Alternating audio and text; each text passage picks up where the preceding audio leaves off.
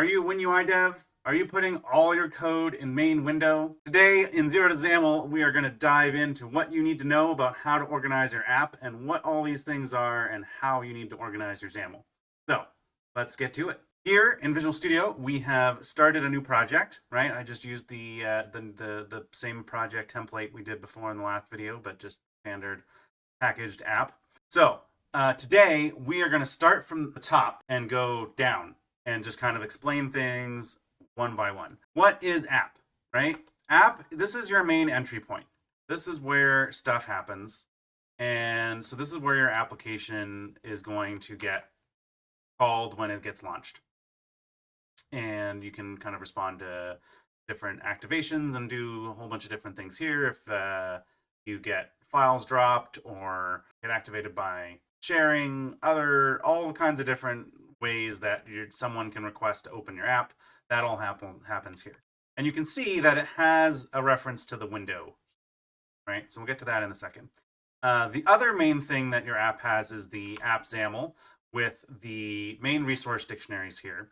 And so this is where the controls and the styles for all the WinUI controls come into your application at this point. And so we talked about this a little bit in the debugging templated controls video, where we kind of talked about how you can organize some XAML. And we'll get back to this in a little bit more later in this video as well. So your application is the main guiding principle about where your application starts. And the first thing it does is it creates this main window, which we have the two files here, right? We have the XAML file and we have the code behind in the collapse section here, right? And we can see that this inherits from this class window, right? And it contains some XAML here with this button. And this window represents the actual window in your app. But this class is actually a wrapper around another one called app window, which does all kind of the heavy lifting underneath in the Windows App SDK. And this window is just kind of some XAML window dressing, so to speak. And what the purpose of this class is really to represent that window itself and what we call the Chrome, so all the buttons and user interface bits that represent the window around it.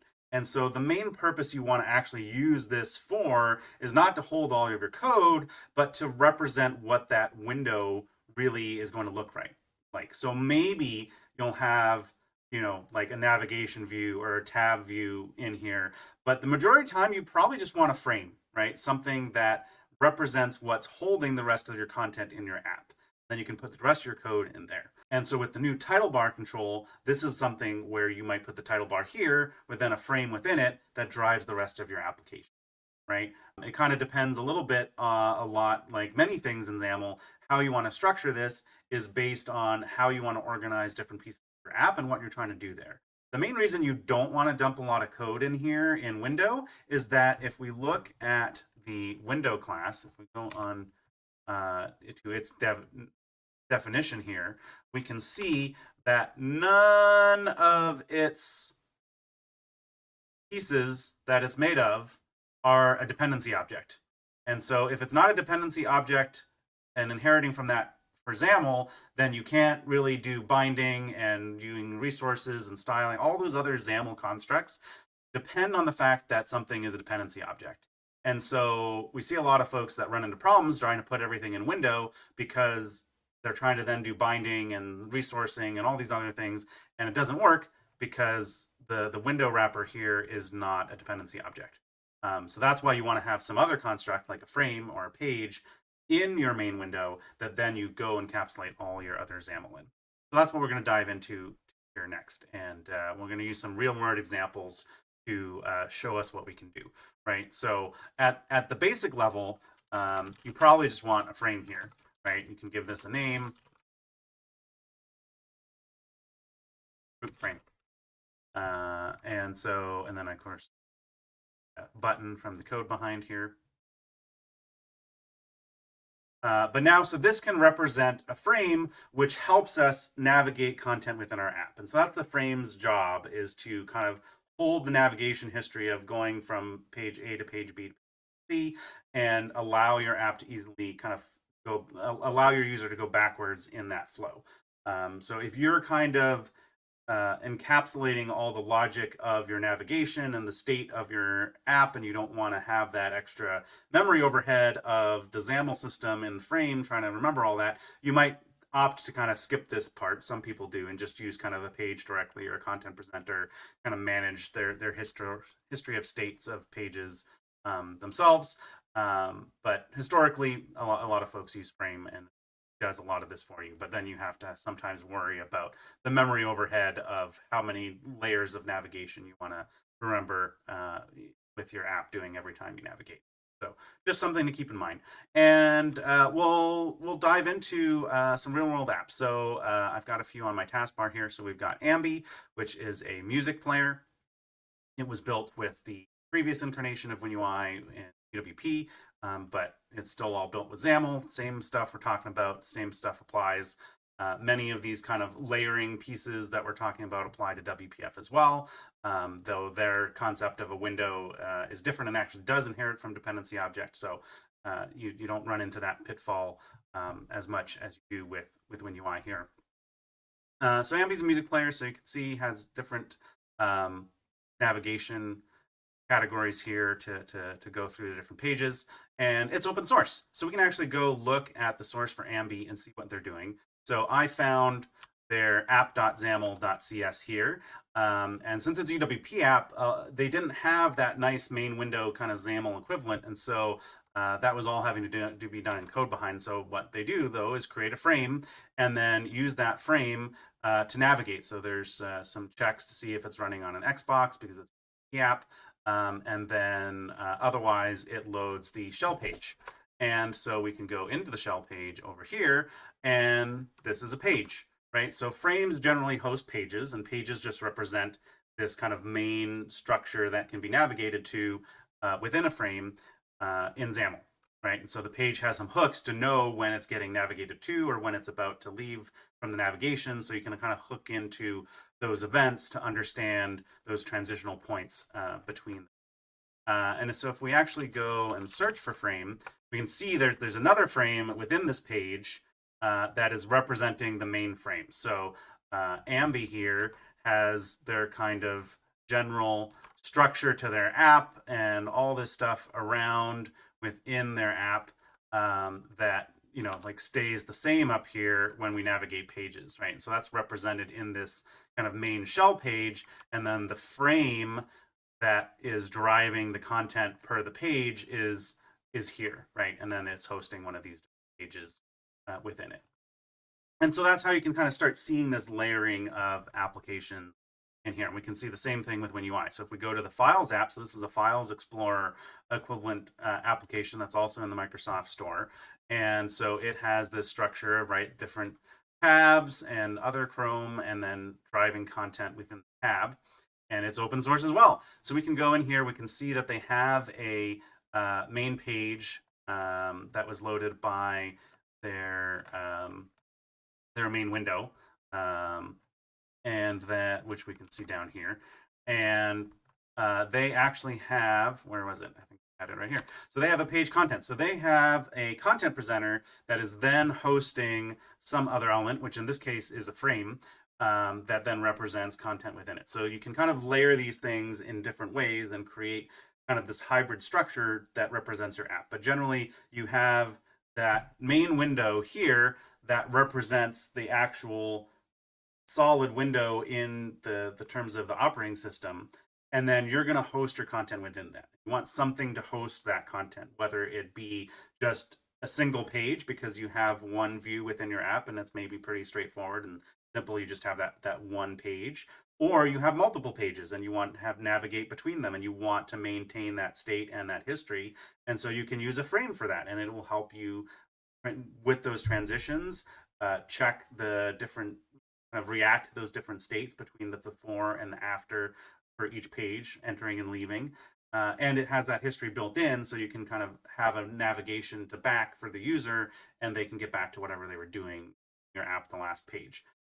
Some people like to manage that overhead and that state themselves, and so they might just have a page directly here that then has a content presenter that then hosts another page, or something else. Like, so there's many layers to the onions here, and they can be kind of overlapped and wrapped in different ways. But there's important concepts here that as an app developer you need to make sure you kind of understand, because they all have a different purpose, right? And they have a reason for being, to represent and encapsulate your XAML, so you don't have kind of everything in one main Windows XAML file and trying to have thousands of line of XAML that you're trying to organize, right? So we can go into our Visual Studio application here. We can add a new item.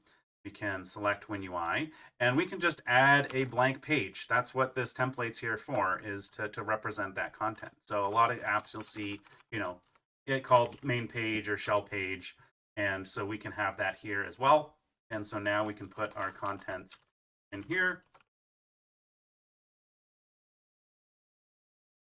And then in our main window, we can just say root frame navigate, and we give it a type. And so you can actually pass arguments in here as well. So we could say, let's say, we pass the number 5 for now, just for an example. And then in the main page, we can actually override, and we can see we have an on navigated to. And this is the advantage of page, is you have these on navigated to and from, and on navigating from. These are events you can listen to that, even though you might not be the one triggering the navigation to go to a different page, you can respond to it and either clean up state or remember some history or save some stuff, or interrupt it, try to pick up, pop up a warning like, are you sure you want to navigate away from this page? Lose your progress. And so these are kind of important elements of why, of like the flexibility you get from using frame and page together, is that they're meant to work together. Like, and so now in here we could do a debug.writeLine and go dot parameter diagnostics there, and navigated to main page with. All right. So we can basically print out and say that we navigated to that page. So now if we run our app, magic will happen.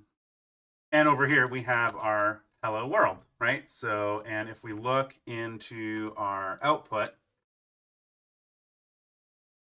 we have navigated the main page with 5, right? So we had that parameter passed there.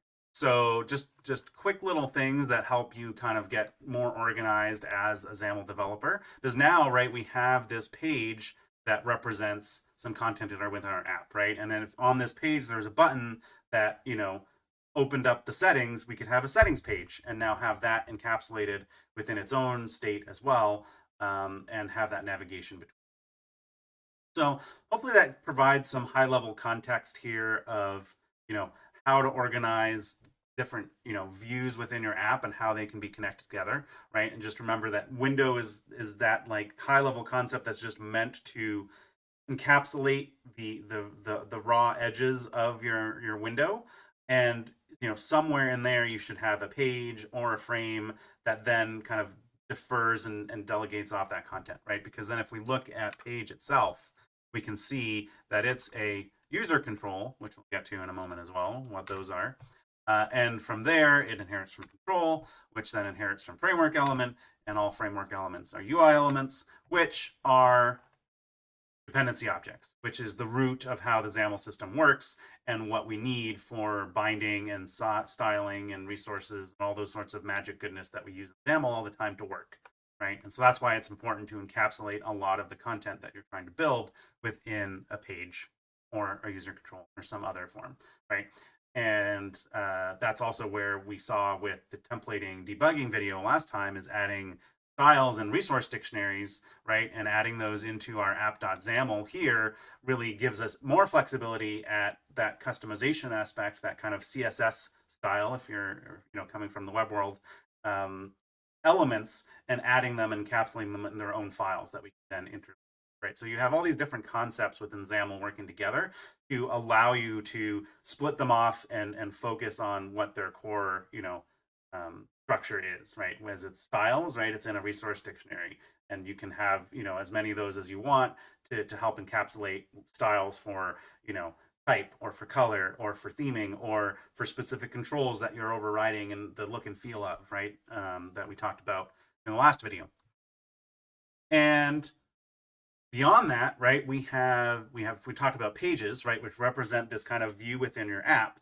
And then pages are going to want to use controls, right? We built them out. We used in our main page here, we've used a text block, all right, and we've used a grid, right? These are different controls, and they, add content within our app. And sometimes, as an app developer, you're going to want to use more rich controls, right? We have the Windows Community Toolkit, for instance, which has a whole bunch of different controls available, right? So you might want to grab one of these controls to like add a grid splitter to your app, right? And allow users to restructure the flow of a grid within your app, right? Just as an example. And these, all the controls within the Windows Community Toolkit are templated controls. And as an app developer, usually you're going to use user control. As XAML developers, we hear user control and templated control thrown around a lot, right? And so what's the difference? When do you use one or the other, right? That's kind of an important topic. And the best way to kind of think about it is in those terms, as an app developer or as a library author, like we are with the Windows Community Toolkit. So as a library developer, you're creating a control that provides this template that is then customizable by the consumer, right? The app developer, right? And you can override that template and customize it to, look differently, and even though it has that base function. So templated controls are, in that regard, harder to write because you're trying to split that template of what the XAML that drives that control from the logic that actually makes it function and does certain operations on that XAML. But it then provides that extra flexibility. So as an app developer, you don't necessarily need to go to that extra effort unless you think that it's a control that you might use in different places that have different looks and feels, right? Or maybe across different projects that you might be doing, right? So maybe you're building controls that aren't going to be just for this application, but for your next application or the application after that as well. So in that case, the templated control kind of makes a little bit more sense to do. And it's really about, that ability to extend and customize the control in the future. And so there's that extra effort you have to do to put into a templated. So as an app developer, you're usually using a user control. And a user control is really, similar to a page, encapsulating some amount of, lookness, viewing port, whatever you want to call it, the content of your application, as well as its logic. And it's kind of forming a building block that you will probably be using in more than one place, right? If you're just using it in one place, then it's probably a page, right? It's probably some view.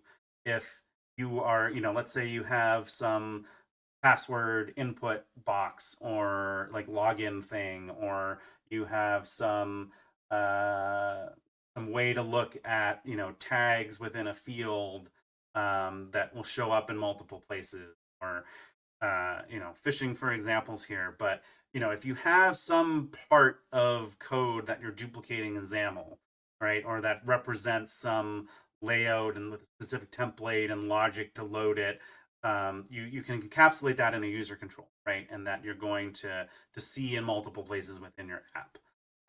And so that's where you get the power of a user control, is you can encapsulate that XAML just like you can with a page and insert it, right? So we can create one of those right here. So I can create a new user control, right? So it's just another template here. When we talk about templated controls, it's this custom control one. So we'll get back to that later. Right, and so I can just say my user control, and then I can say this is text block with text control, right? And then we can reference this from our page. So then I can use my user control, and you can see we have this namespace here.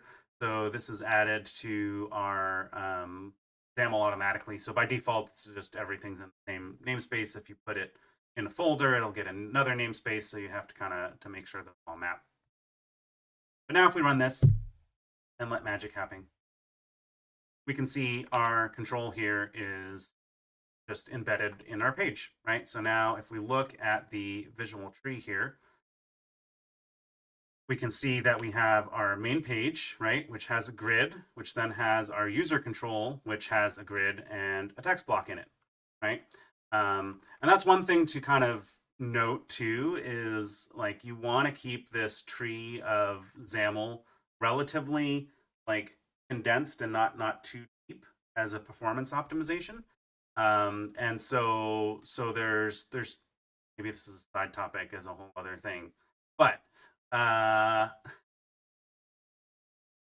so it's important to think about how you're encapsulating and where you're encapsulating different pieces of your pages and controls to host this stuff, right? And if you're finding yourself putting a grid within a grid, can that just be one grid that has more columns and rows that then uses row span and column span, because that's going to be more efficient in terms of layout and doing that once rather than having one grid do it and then report back to the other grid, which then has to coordinate, and it gets more complicated. So that's why the depth adds that complexity, because as you have more depths of layout controls within your app, they kind of go down and say, okay, well, here's how much space you have, right? And then it's the bottom one's like, well, this is how much space I need, right? And then they're like, okay, well, here's what I'm going to give you, and then like here's what so it's all part of the what's called measure and arrange process. But that's why this depth is important and has an impact. So we built a user control. And so user controls are great for this encapsulation, and they're the easiest thing as an app developer to use. I can just use it like a page.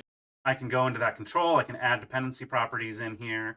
And that's actually going to be the topic of the next video, about dependency properties versus regular properties and why that all matters. And so we'll dig into that more there. But I can add properties here. I can then bind them, right? So I could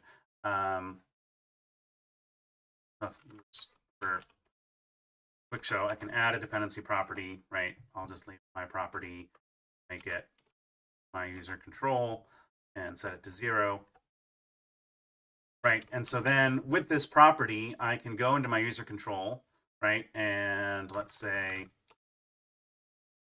I add a run here with control, and then I do a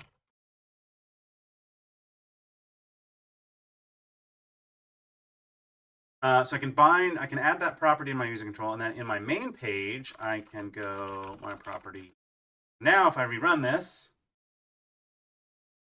we can see my control is 10, right? So we've been able to quickly create a property, bind that, and have that kind of flow through our, from our page that owns the user control to the actual control that needs that information, right? So this is how you can kind of bind things together and use controls across your different app, and but have them still be configurable or take information, right? Like the information of the item property for what you want to display in that little box, right? So, why use templated controls then if user controls are just easy to use like this?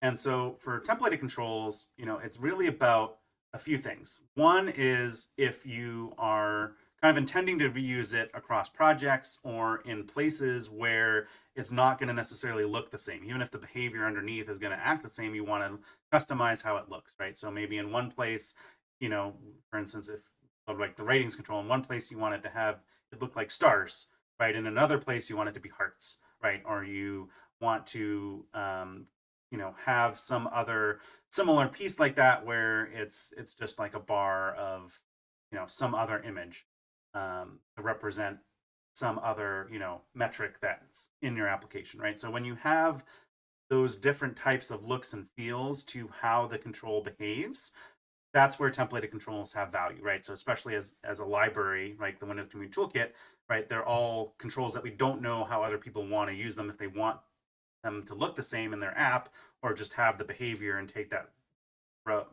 underlying behavior from us. And so that's where it's really powerful, right? So if you're building a library of controls, you should build them as templated control, right? And take that a little extra effort to separate the XAML from the logic, and have that work that way.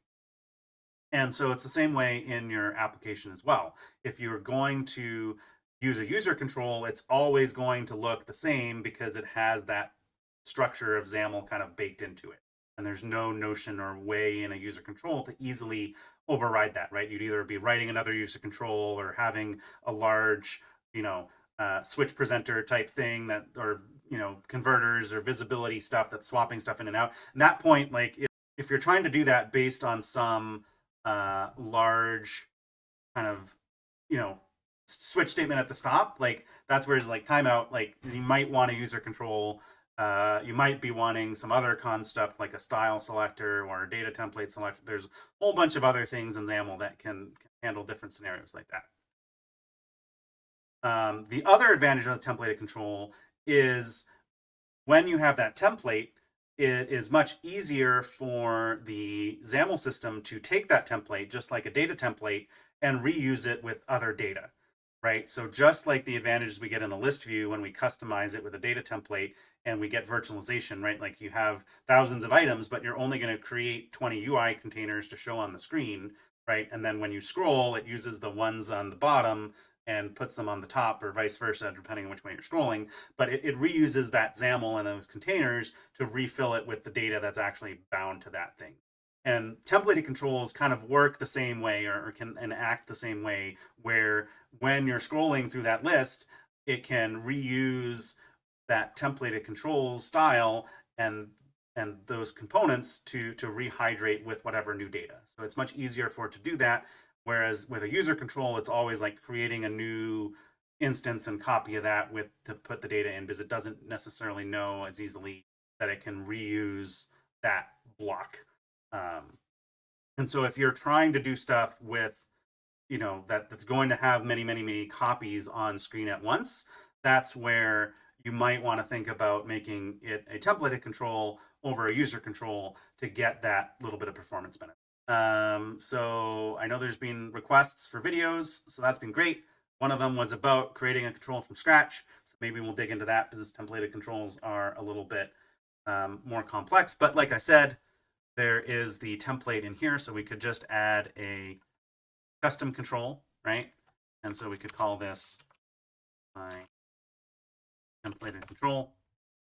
And so this does a few things, right? It creates a class inheriting from control. It gives it this style key, and you can actually see that we got this themes added with a generic.xaml. And so this is a special file. A lot of times you'll want to create another resource dictionary to copy this out to. This is what we do in the Windows Community Toolkit a lot. It's really helpful for organization, because if you have more than one of these things, you don't want all the XAML in one. If you're dumping everything in one XAML file, stop. create a resource dictionary, create a new page, whatever it happens to be for the construct you're doing, and do that here. And so this represents that control. And so the tricky part with templated controls is that if you actually need to add code or react or do something to some of these things, you have to give it a name, like my border. And then in your templated control, you need to override on apply template. So you have to use this function called get template child, and then you have to give it the name that's in XAML, right? So in our generic XAML, this is my border. And then you can cast it to whatever, right? And then you're going to want to check, did I actually get my border? Right? And then we can say my border dot whatever. We can do whatever we want here, right? So just for, normally we could just do this in XAML, but we could just make this red just as a,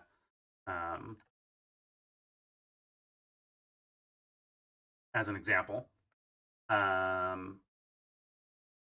And then you can also do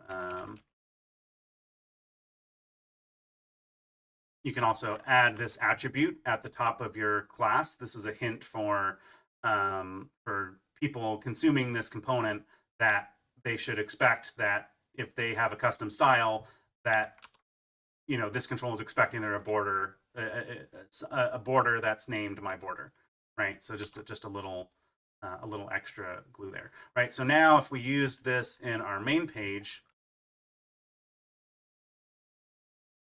instead, and again, if we wanted to add a property, it'd be a dependency property, just like a user control. That's the same. And you can see now our templated control is a red border.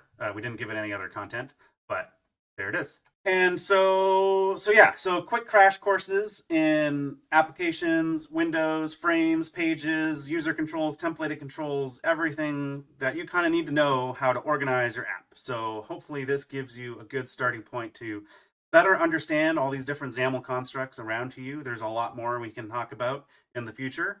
But for now, this is your App Organization 101. All right, Llama out.